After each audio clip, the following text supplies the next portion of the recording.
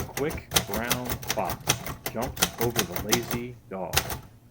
It's where we all begin. Welcome to Lazy Dog Typewriters.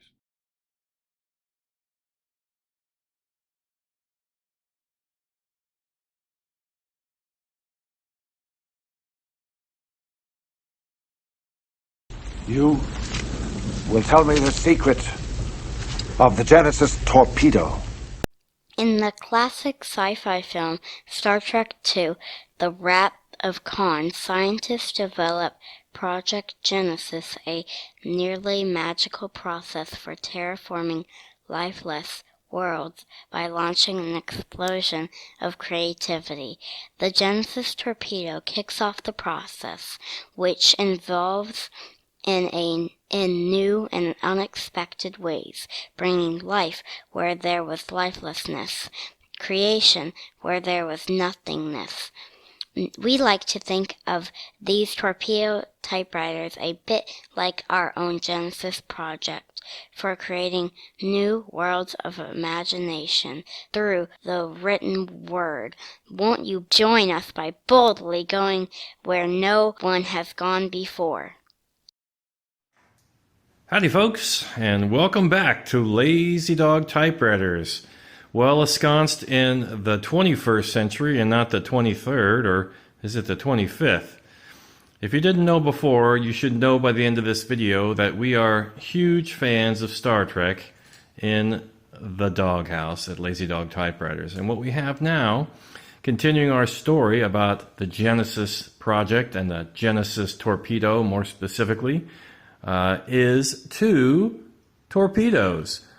One of them is the quite literally named torpedo, which is a Torpedo 18, not a Torpedo 18B because it does not have a tab. So a Torpedo 18 two-color cream and coral machine here, which will let you do a little flyby of this out of this world typewriter. Beautiful, beautiful machine. Made by Torpedo, which was wholly owned by Remington. So really you could call it a Remington if you wanted to. And on the left we have a later variant. So Star Trek II, if you will. And this is a Remington Mark II, which is also kind of torpedo language, if you'll bear with the naval reference. The Mod 1 Mark II Remington torpedo, like the Mark 48 ad cap torpedo we used to have once upon a time. In any case, this is the same mechanism and same internals and same manufacturing location, manufactured in West Germany. You'll see some have Holland, but this is actually West Germany, just like the torpedo itself was manufactured in. And we'll go over and give just a high-level overview of the original Torpedo 18 here, and there were other ones as well, but this particular one in my collection. And then we'll just compare them to, this was a machine made in the early 1960s, and this was a machine made in 1969-70 for a relatively brief run. So, without further ado, one of the most obvious differences we have between these machines is that the Mark II torpedo has a plastic shell. It also has what are sometimes called coffee cup keycaps. And you can see back over here we have more traditional key covers. Of course, this has your line selector down here on a plastic wheel. So we've got blue, stencil, and red. And then we have, interestingly enough, our our tabs right here are set. And what's confusing is you set the tab by pulling down. That sets it instead of pushing up, right? And initially that really confused me because I thought the tab wasn't working. But you pull down to set, you push up to clear, which just seems a little bit backwards, but that's how they designed it. For the new folks among us, we'll just quickly cover the parts of the typewriter. We have our carriage return lever here. We have our carriage. We have a paper bale here, which has little hard plastic rollers. We have our margin slides, which are pressed to set. So you press and slide the margins here. We have a very nice paper support, which is showing its German origins because it's ginormous.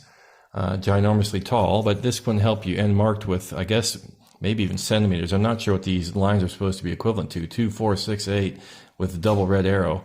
I'd love to get that explained to me for someone who might know. It just folds down for storage. Paper bail comes up. You have a paper guide here, which is a plastic piece. We have your freewheeling selector. You have your line selector, so 1 and 2 on this model. Or it looks like really 1, 1.5, and 2. I misspoke. 1, 1.5, and 2 spacing, which is excellent. Your paper guides, your ribbon vibrator, and over here, your tension release, and your carriage release lever. So just the one. This one's not releasing because we also have a lock. So we just release the carriage lock, and now we can freely move the carriage. And then you'll hear the bell going along as well. So to compare those features over here with the original Torpedo 18, we have a much more stylized, curvy, if you will, carriage return lever, and more metallic pieces or controls, where these have been replaced by plastic on the later variant. This, for example, your paper guide is a nice metal piece, and your pop-up is very similar. We'll get a look at it. Also ginormous paper support. Really intended for A4 paper, I think. That's why they're so tall and long, look like a big stingray tail.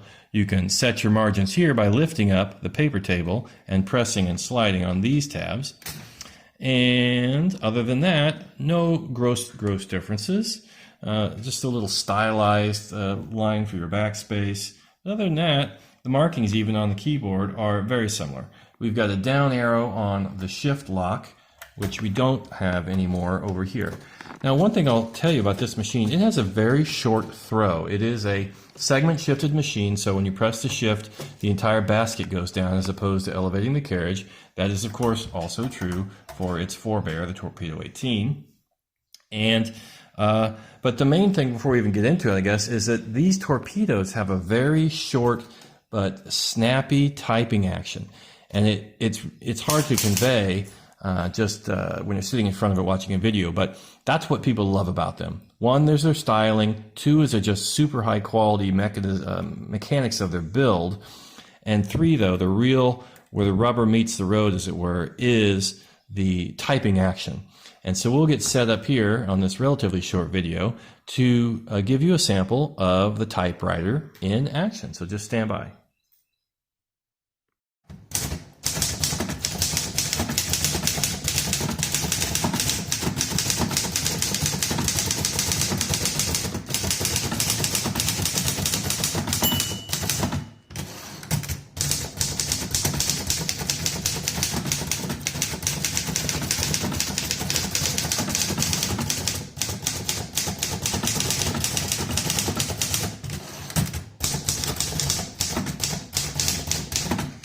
Okay, well, thanks for bearing with me for that. I just had to go into the Gettysburg Address, typos and all, simply because I am actually a very poor typist. But when I type on a machine like this, I become almost a mediocre typist, I would say, because the typing action on this machine is so superb.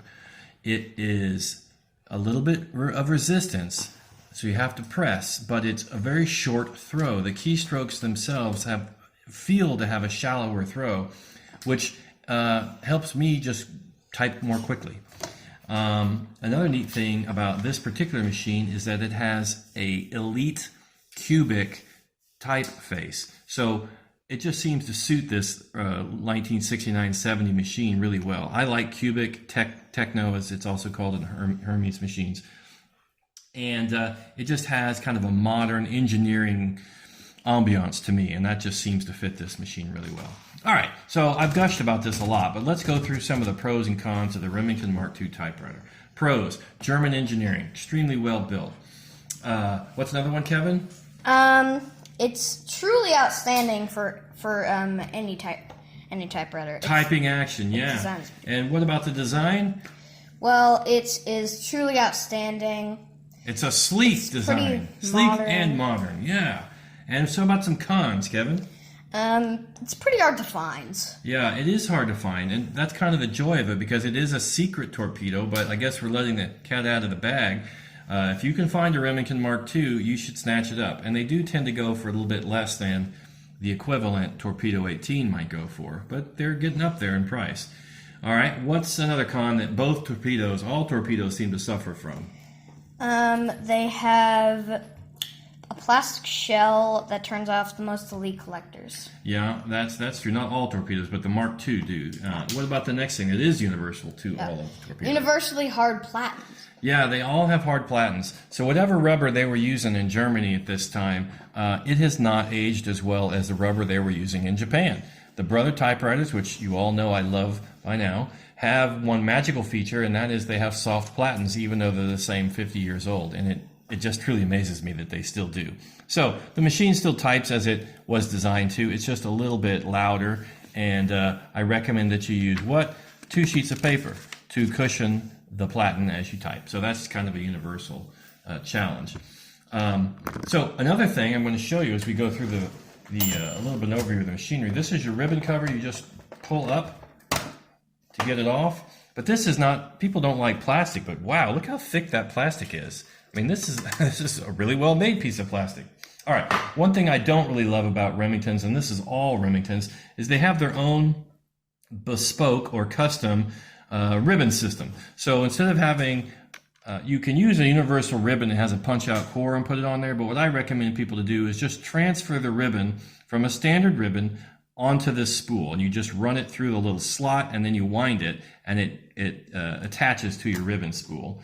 And then you put this little cap on there, and then you can wind it. So you've got 2 of these. So it's very easy to transfer to either using a universal core that has a punch out for Remington, or a standard universal ribbon. You just wind it on there yourself.